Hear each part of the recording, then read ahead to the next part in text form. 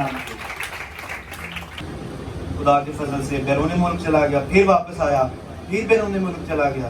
तो वो ये जो पूरा महीना है, ये खुदा के फजल से 4 से 5 मुल्कों का खुदा ने मुझे ये दिया, फजल दिया कि मैं विज़िट करके आ सकूँ, मिशन डूबल करके आ सकूँ। लेकिन ये जो टॉपिक था, ये मेरे दिल में था और मुझे आज ये भी नहीं था पता, मैं ज़हनी तौर पर इसके लिए मैं तैयार भी नहीं था। लेकिन खुदा अपना जो काम है वो लेता है। हम सब मिलकर सीखें इस बात को। तो कितने लोग, इब्तिदा में कलाम था, कलाम खुदा के साथ, और तीसरी बात क्या है? तो इसका मतलब है कलाम की जो इज्जत है वो खुदा की इज्जत है। हालेलुया। तो कितने लोग खुदा की इज्जत करते हैं? पहले तो आप इस बात का सबूत अपनी तालियों से दें और उसके बाद खुदा के कलाम की इज्जत करते हैं।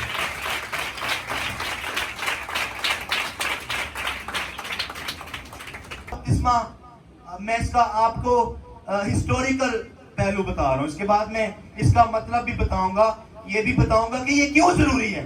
तो गौर से सुनने वाली बात है।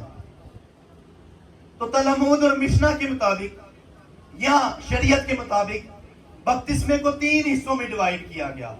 उन सब ने सर जोड़ा। जूश कौंसिल ने, जो बनी इसराइल का जिरगा होता था, उन्होंने कहा कि हाँ, अगर कोई हमारा हिस्सा बनना चाहता है तो वो नस्ली एतबार से तो नहीं बन सकता।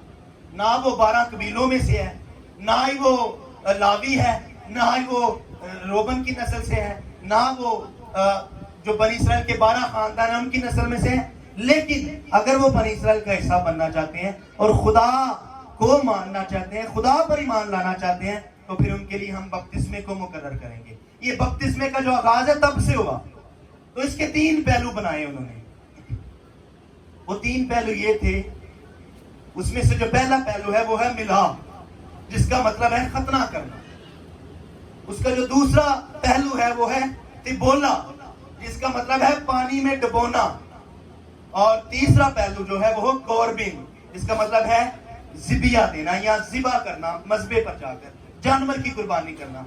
अब ये जो 3 असूल पूरे करता था, वो नस्ली एतबार से तो नहीं, जिस्मानी एतबार से तो नहीं, लेकिन रूहानी एतबार से बनी इसराइल का हिस्सा तस्लीम किया जाता था और इसका नाम बपतिस्मा था।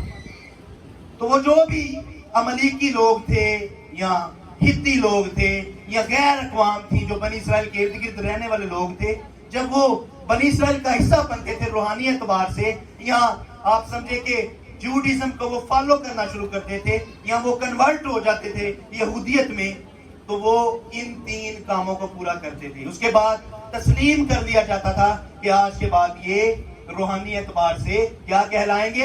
यहूदी। क्या कहलाएंगे? नस्ली एतबार से तो नहीं, क्योंकि ये तो पॉसिबल ही नहीं है।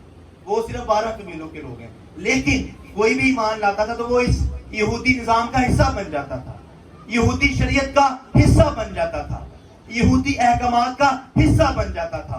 तो उनके लिए खतना करना लाजिम होता था, जिसका मतलब है मिला, खतना करवाना, ये इब्रानी लफ्ज है। उसके बाद तिबोला, ये भी इब्रानी लफ्ज है, इसका मतलब है पानी का बपतिस्मा लेना, यानी पानी में अपने आप को डुबोना। और खतना करना इसलिए क्योंकि पूरे यहूदी निजाम में खतना जो है वो बहुत ज्यादा लाज़िम है।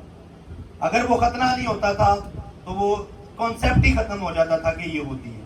उसके बाद पानी में डुबोने का मतलब तिबोला, उसका मतलब ये था कि अब ये अपनी पुराने गुनाहों से क्या हो जाएगा?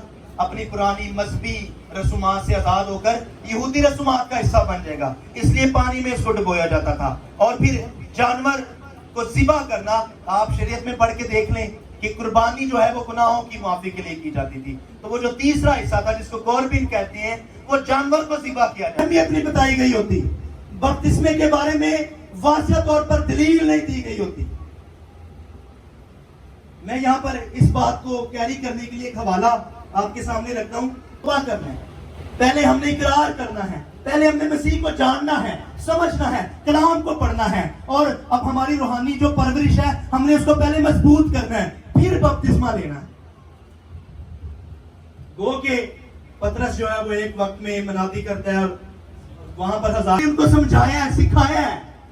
वो पहले दुआ में ठहरे रहे, बाला खाना में वो ठहरे रहे हैं, پہلے وہ روح القدس کو لینے کے بھی کہنا چاہتا ہوں، آج کنونشنز ہوتی ہیں، چرچز لگتے ہیں، فوری طور پر 1 گھنٹے دے وچ سارے کام ہو جاتے ہیں، ادھر ہی توبہ ہوتی ہے، سارا کچھ ہو جاتا ہے اور اگلے دن بپتسمہ ہو جاتا ہے. اور I can tell you with my assurity of experience of spiritual knowledge کہ وہ جو بپتسمہ ہے وہ 1 ہفتہ